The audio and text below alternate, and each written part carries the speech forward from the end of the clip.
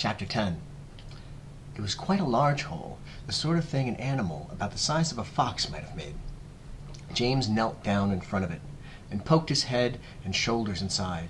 He crawled in. He kept on crawling. This isn't a hole, he thought excitedly. It's a tunnel. The tunnel was damp and murky, and all around him there was the curious, bittersweet smell of fresh peach. The floor was soggy under his knees, the walls were wet and sticky, and peach juice was dripping from the ceiling.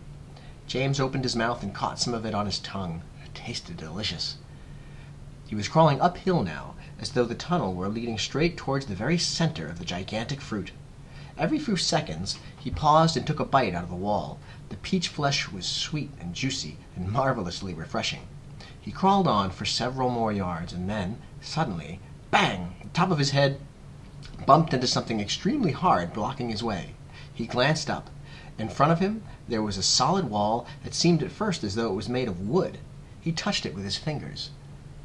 It certainly felt like wood, except that it was very jagged and full of deep grooves. "Good heavens," he said. "I know what this is. I've come to the stone in the middle of the peach." Then he noticed that there was a small door cut into the face of the peach stone. He gave it a push. It swung open. He crawled through it, and before he had time to glance up and see where he was, he heard a voice saying, "Look who's here!" and another one say, "We've been waiting for you!" James stopped and stared at the speakers, his face white with horror. He started to stand up, but his knees were shaking so much he had to sit down again on the floor. He glanced behind him, thinking he could bolt back into the tunnel the way he had come, but the doorway had disappeared. There was now only a solid brown wall behind him.